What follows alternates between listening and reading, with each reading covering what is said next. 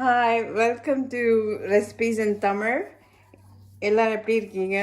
இன்றைக்கி நம்ம சேனலில் பிசிபெலை பாத் எப்படி பண்ணுறதுன்னு பார்க்கலாம். நான் வந்து 1.5 கப் ரைஸ் எடுத்திருக்கேன். அதுக்கு 1 கப்பு பருப்பு எடுத்திருக்கேன். இதை வாஷ் பண்ணி எடுத்துக்கலாம். வாஷ் பண்ணி எடுத்துகிட்டு வந்துட்டேன். வாஷ் பண்ணிவிட்டு ஒரு 6.5 கப்ஸ் தண்ணி ஆட் பண்ணியிருக்கேன். டர்மரிக் மஞ்சளும் சேர்த்துருக்கேன்.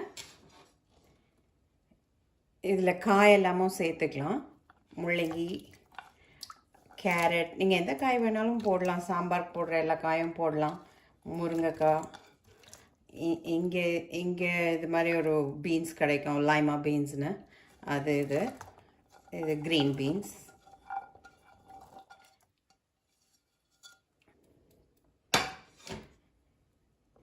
தக்காளியும் சேர்த்துக்கலாம். 2 தக்காளி, ஒரு 2 பல்லு பூண்டு,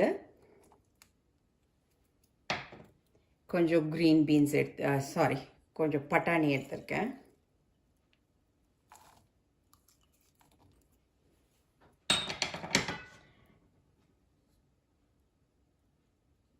இதை வந்து குக்கரில் வேக வச்சிடலாம். விசில் போட்டு ஒரு விசில் வந்து ஒரு 5 மினிட்ஸில் ஸ்விட்ச் ஆஃப் பண்ணிடலாம். ஆன் பண்ணிடுறேன். அது சத்தம் வந்து குறைச்சி ஒரு 5 மினிட்ஸில் ஸ்விட்ச் ஆஃப் பண்ணிடலாம்.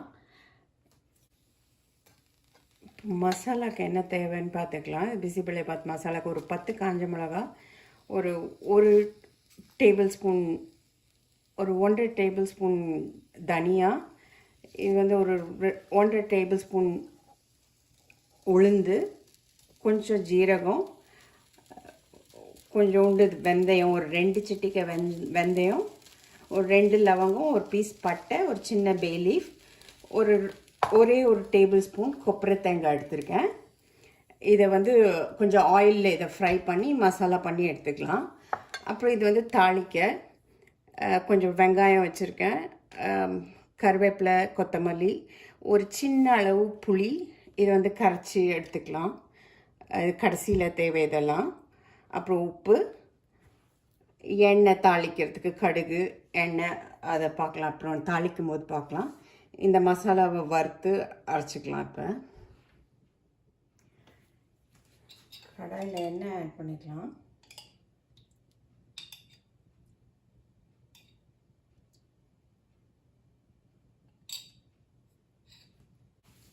இது எல்லாத்தையும் ஒன்றா போட்டுக்கலாம். இதையும் இந்த மிளகாவும் இந்த கொப்பரை லாஸ்ட்டாக சேர்த்துக்கலாம். இந்த மிளகா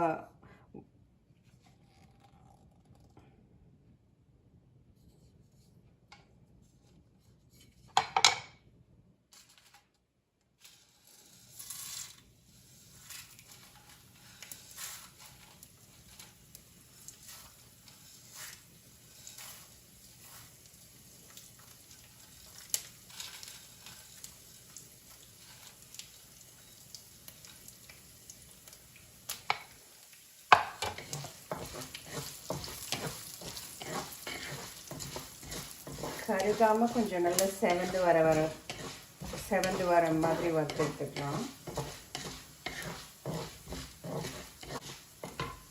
இப்போ இந்த ஸ்டேஜில் காஞ்ச மிளகாவும் ஆட் பண்ணிக்கலாம்.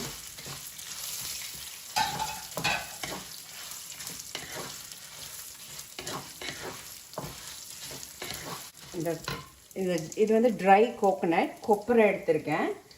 அது கொஞ்சம் சீக்கிரம் ப்ரௌன் ஆகிடும், கொஞ்சம் பார்த்துக்கோங்க. ஒரு பொன்னிறமாக வந்தோடனே சுவிட்ச் ஆஃப் பண்ணிடணும், எடுத்துடணும் ஸ்டவ்வில் இருந்து.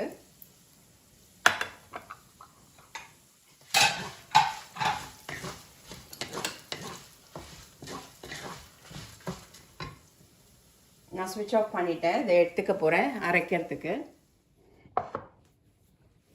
மசாலா அரைச்சி எடுத்துகிட்டு வந்துட்டேன்.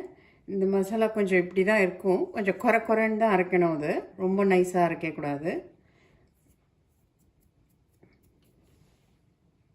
இந்த புளியையும் கரைச்சி எடுத்துக்கலாம் நம்ம. சத்தம் வந்து ஒரு 7 மினிட்ஸ் ஆயிடுச்சு. நான் சுவிட்ச் ஆஃப் பண்ணிட போகிறேன் குக்கரை. ஸ்டீம் போயிட்டோன்னு திறந்து பார்க்கலாம். தாளிச்சிடலாம் அந்த பிசிபெலை பாத்தை.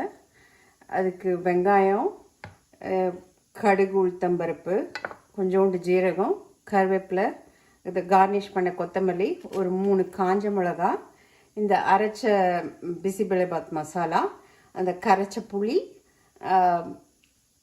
பெருங்காயம், உப்பும் நம்ம குக்கர் திறந்த அப்புறம் அந்த உப்பையும் சேர்த்துக்கலாம். இப்போ நான் ஸ்டவ் ஆன் பண்ணிட்டேன். எண்ணெய் சேர்த்துக்கலாம்.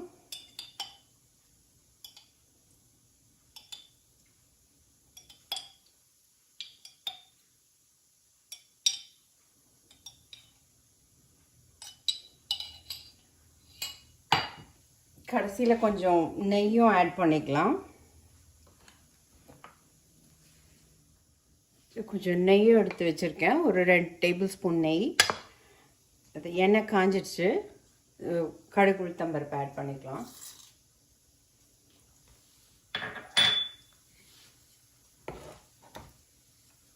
பெருங்காயம் போட்டுக்கலாம்.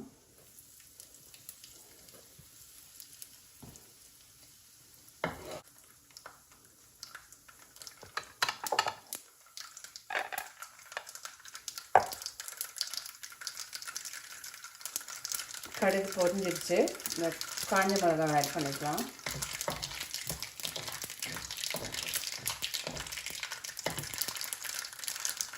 கருவேப்பிலை, இந்த வெங்காயம். உங்கள் வெங்காயம் உங்களுக்கு கொஞ்சமாக வேணும்னாலும் கொஞ்சமாக போட்டுக்கலாம். நீங்கள் எங்கள் வீட்டில் கொஞ்சம் அது வாய் கிடைக்கிற மாதிரி இருந்தால் பிடிக்கும் எல்லாருக்கும். அதனால நான் கொஞ்சம் நிறையவே வெங்காயம் போட்டிருக்கேன்.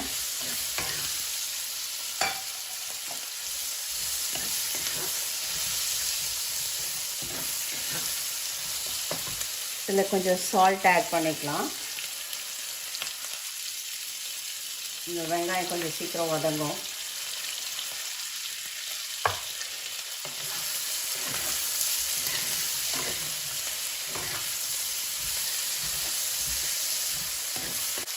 இந்த 2 டேபிள் ஸ்பூன் நெய்யும் ஆட் பண்ணிட போகிறேன்.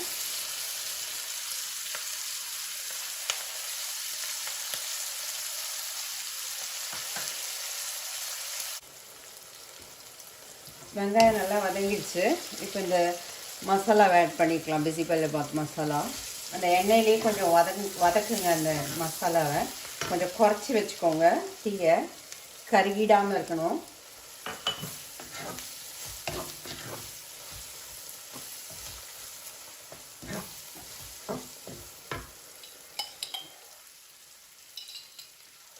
கொஞ்சம் எண்ணெய் கம்மியாக இருக்கிற மாதிரி இருந்தால் சேர்த்துக்கோங்க. கொஞ்சம் நெய் எதை அட்ஜஸ்ட் பண்ணணுன்னா இந்த ஸ்டேஜில் பண்ணிக்கோங்க.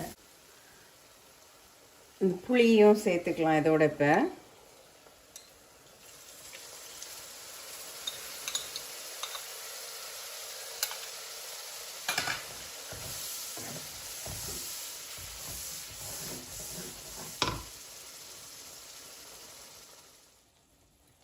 குக்கரை திறந்துடலாம்.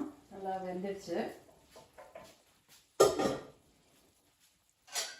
இது கரெக்டாக இருக்குது. இப்போ இந்த தாளிச்சதை இதில் கொட்டிக்கலாம்.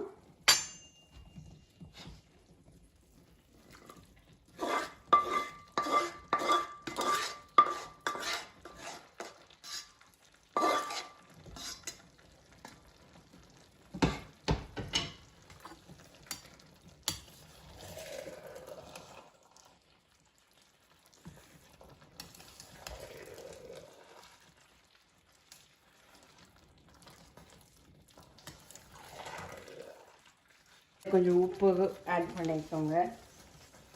டேஸ்ட் பண்ணி பார்த்துட்டு எவ்வளோ வேணுமோ அதுக்கேற்ற மாதிரி ஆட் பண்ணிக்கோங்க. கொத்தமல்லியும் ஆட் பண்ணிடலாம்.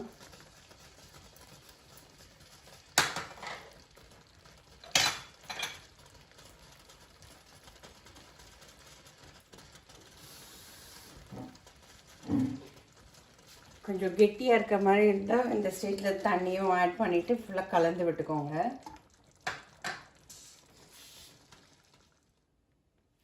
டேஸ்ட் பண்ணி பார்த்துட்டு எல்லாம் கரெக்டாக வந்திருக்கு. இந்த ஸ்டேஜில் கொஞ்சம் தண்ணி ஆட் பண்ணணுன்னாலும் ஆட் பண்ணிக்கலாம். ரொம்ப திக்காக இருக்க மாதிரி நினச்சிங்கன்னா கொஞ்சம் நல்லா கொஞ்சம் ஹீட் ஆகிட்டோன்னே ஸ்டவ்வை ஸ்விட்ச் ஆஃப் பண்ணிவிடுங்க. ரெடி, சாப்பிட்றதுக்கு பிசிபெலேபாத் ரெடி.